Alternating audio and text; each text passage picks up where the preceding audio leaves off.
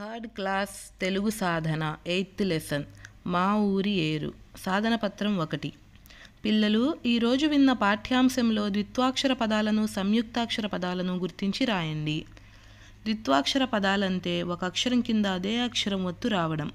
సంయుక్తాక్షర పదాలంటే ఒక అక్షరం కింద వేరే అక్షరం యొక్క ఒత్తు రావడం. ద్విత్వాక్షర పదాలు చూడ చక్కని, ముచ్చటగా, నల్లని. సంయుక్తాక్షర పదాలు మధ్య, పొదరిండ్లు, ప్రవహించుతుంది. కింది వాటిని జతపరిచి రాయండి. ఏడాదికొకసారి ముచ్చటగా పారు, ఏటి కిరువైపులా మొగలి పొదరిండ్లు, మధుర సుగంధమ్ము దిక్కులను చల్లు, వరద వచ్చిన వేళ చూడాలి మీరు. ఈ జతపరిచిన వాటిని వాక్యాల్లాగా రాయాలి. నెక్స్ట్, కింది పదాలతో గేయ పాదాలలో ఖాళీలను పూరించండి. పదాలు వచ్చేసి చెరువుళ్ళు, మొగలి, ఉరవడి, హోరు హోరున.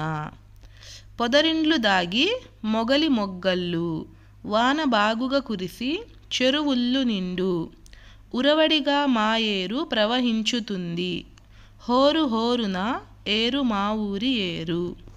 ఈ విధంగా ఖాళీలను పూరించండి. సాధన పత్రం 2. పిల్లలు ఈరోజు విన్న పాఠ్యాంశంలో ద్విత్వాక్షర పదాలను సంయుక్తాక్షర పదాలను రాయండి. సేమ్ ఇందులో కూడా ఆ రోజు విన్న పాఠ్యాంశంలో ఉన్న ద్విత్వాక్షర పదాలు సంయుక్తాక్షర పదాలను గుర్తించి రాయాలి. ద్విత్వాక్షర పదాలు సుగంధమ్ము, వచ్చిన, ఉప్పొంగి, తిన్నెలు. సంయుక్తాక్షర పదాలు గుండ్లు, పొదరిండ్లు, ఆశ్చర్యము, ఉద్యానవనము. కింది వాక్యాలలో పదాలు తారుమారయ్యాయి, సరిచేసి రాయండి. ఈ కింద ఇచ్చిన వాక్యాల్లో పదాలు తారుమారయ్యాయి, వాటిని సరిచేసి అర్థవంతమైన వాక్యంగా రాయాలి. తిరునాళ మూన్నాళ్ల వరద మాయేటి, ఇది తారుమారు చేసి ఉంది, దీన్ని సరిచేసి మూన్నాళ్ల తిరునాళ మాయేటి వరద అని రాయాలి. ఆ పొంగు ఏమవునో గాని ఆ పైన. ఆన్సర్ ఆ పైన ఆ పొంగు ఏమవునో గాని. నెక్స్ట్, మా ఇంకిపోయిన నేమిని ఏటిలోన, ఇంకిపోయిన నేమి మా ఏటిలోన. ఉద్యానవనము మాకొక్క మాయేరే, దీన్ని సరిచేసి రాస్తే మాయేరే మాకొక్క ఉద్యానవనము. కింది వాటిని జతపరిచి రాయండి. చూడవలెనే గాని చెప్పంగలేము, ఆశ్చర్యముగా ఏరు ఇంకిపోతుంది, ఇసుక తిన్నెలు కనుల పండుగయ్యుండు, ఎవ్వరేమనుకొన్నా మాకేమి కొరత. సాధన పత్రం 3. కింది గేయ పాదాలలో పదాలు తారుమారై ఉన్నాయి, వాటిని సరిచేసి రాయండి. కొరత మాకేమి ఎవ్వరేమనుకున్నా, ఎవ్వరేమనుకున్నా మాకేమి కొరత అని అర్థవంతమైన వాక్యంగా రాయాలి. లేము చెప్పంగా గాని చూడవలెనే, చూడవలనే గాని చెప్పంగలేము. ప్రవహించుతుంది మా ఏరు హోయలుగా. ఆన్సర్ హోయలుగా మా ఏరు ప్రవహించుతుంది. పారుకొకసారి ముచ్చటగా ఏడాది, దీన్ని సరిచేసి రాస్తే ఏడాదికొకసారి ముచ్చటగా పారు. పొదరిండ్లు మొగలి ఏటి కిరువైపులా, దీన్ని సరిచేసి రాస్తే ఏటి కిరువైపులా మొగలి పొదరిండ్లు. గేయం ఆధారంగా కింది బహుళైచ్ఛిక ప్రశ్నలకు సమాధానాలు రాయండి. ఏరు ముచ్చటగా పారుతుంది ఏడాదికొకసారి. పొదరిండ్లలో దాగి ఉన్నవి మొగలి మొగ్గలు. ఏటిలోని ఇసుక తిన్నెలు ఎలా ఉన్నాయి, కన్నుల పండుగగా. గేయంలో ఏటిని దీనితో పోల్చారు, ఉద్యానవనంతో. సాధన పత్రం 4. గేయం ఆధారంగా పట్టికను పూరించండి. గేయ పాదాలు రాయండి. ఏటి మధ్యన గలవు నల్లని గుండ్లు, మా ఏరే మాకొక్క ఉద్యానవనము, వాన బాగుగా కురిసి చెరువుళ్ళు నిండు, ఇసుక తిన్నెలు కనుల పండుగయ్యుండు, ఏటి కిరువైపులా మొగలి పొదరిండ్లు. పైన రాసిన వాక్యాలని ఈ గీతల్లో అందంగా రాయాలి. పాఠం ఆధారంగా కింది గేయ పాదాలను పూరించండి. హోరు హోరున రొదలు వినువీధి ముట్ట, హోయలుగా మాయేరు ప్రవహించుతుంది, ఉప్పొంగి మాయేరు ప్రవహించుతుంది, వరవడితో మాయేరు ప్రవహించుతుంది, వాన బాగుగా కురిసి చెరువుళ్ళు నిండు, వరద వచ్చిన వేళ చూడాలి మీరు, ఇంకిపోయిన నేమి మాయేటి లోన ఇసుక తిన్నెలు కనుల పండుగయ్యుండు.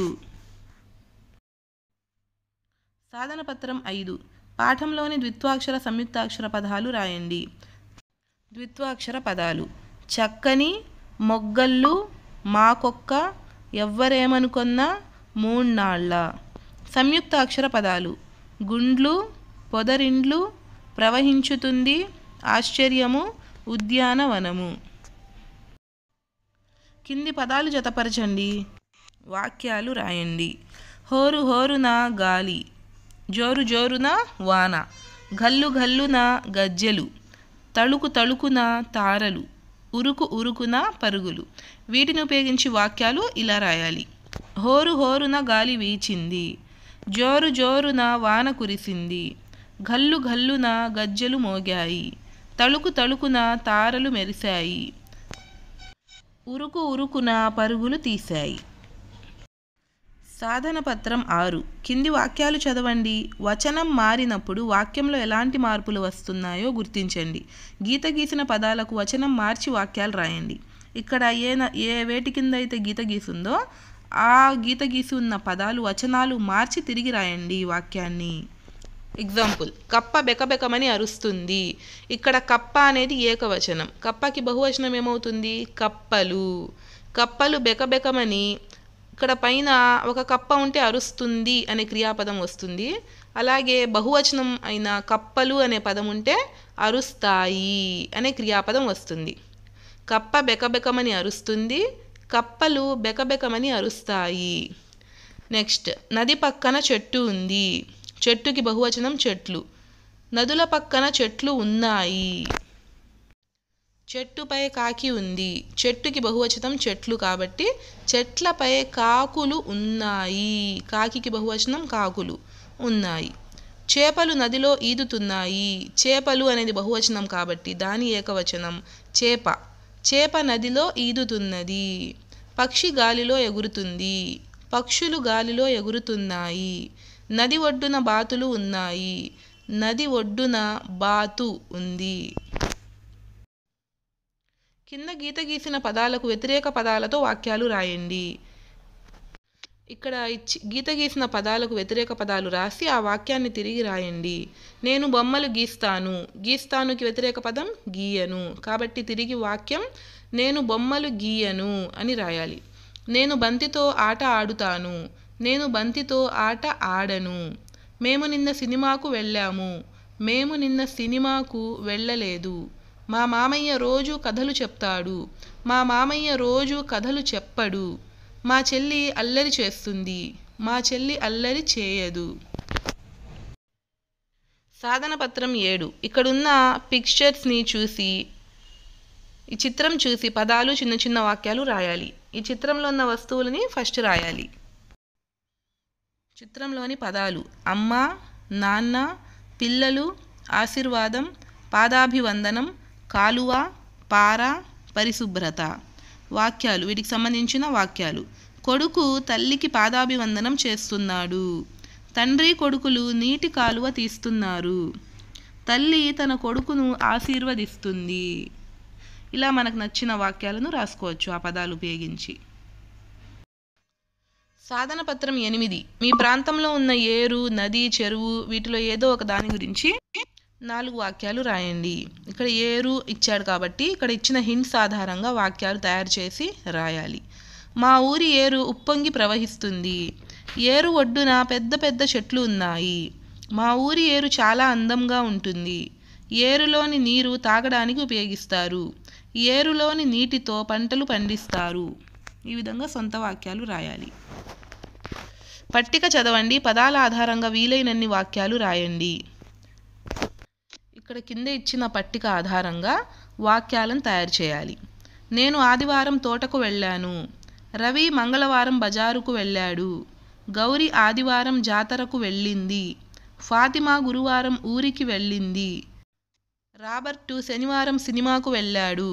వైదేహి గురువారం తోటకు వెళ్ళింది. సాధనపత్రం 9 కింది ప్రశ్నలకు జవాబులు రాయండి. కవి ఈ గేయంలో ఇసుక తిన్నెల గురించి ఏం చెప్పాడో రాయండి. నీరు ఇంకిపోయినా ఏటిలో ఉండే ఇసుక తిన్నెలు ఎంతో అందంగా కనిపిస్తాయి అని కవి ఈ గేయంలో ఇసుక తిన్నెల గురించి చెప్పాడు. వర్షం కురిసేటప్పుడు మీకు ఏమనిపిస్తుందో రాయండి. వర్షం కురిసేటప్పుడు మీకు ఏం చేయాలనిపిస్తుందో రాయండి మీరు సొంతంగా. వర్షం కురిసేటప్పుడు వానలో గంతులు వేయాలనిపిస్తుంది. మా ఊరి ఏరు ఎలా ఉప్పొంగి ప్రవహిస్తుందో చూడాలని అనిపిస్తుంది. కాగితపు పడవలు చేసి నీటిలో వదిలి ఆడుకోవాలి అనిపిస్తుంది.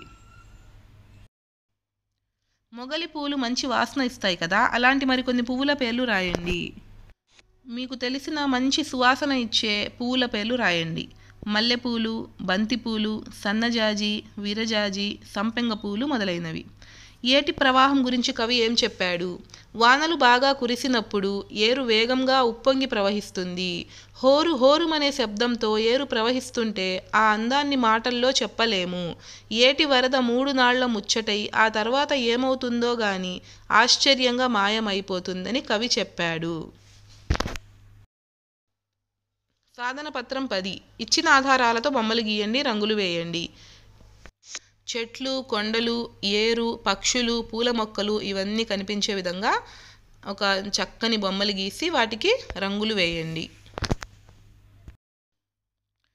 భాషాంశాలు. పదాలను చదవండి. నామవాచకం, సర్వనామం, క్రియాపదాలను గుర్తించి పట్టికలో రాయండి. ఈ పట్టికలో ఉన్న పదాలు ఆవు, అతడు, నవ్వింది, చేశారు, వెళ్ళారు, కృష్ణానది, విజయవాడ, రామచిలుక, వచ్చాడు, ఇతడు, వారు, చదివారు, అవి, వీరు, పుస్తకం, ఆమె, మామిడిపండు, తిన్నది, గీత, వచ్చాడు. ఈ పదాలు అన్నీ కూడా వేటి కిందకు వస్తాయి. నామవాచకం అయిన పదాలని నామవాచకం దగ్గర రాయాలి. సర్వనామం, క్రియాపదాలు వాటి కింద రాయండి. నామవాచక పదాలు: విజయవాడ, పుస్తకం, ఆవు, రామచిలుక, గీత, కృష్ణానది, మామిడిపండు. సర్వనామాలు: ఇతడు, అతడు, అవి, ఆమె, వారు, వీరు. క్రియాపదాలు: చదివారు, వచ్చాడు, చేరారు, తిన్నది, వెళ్ళారు, నవ్వింది. ఇది మా ఊరి ఏరు మొత్తం సాధన పత్రాలు. Subscribe for more videos.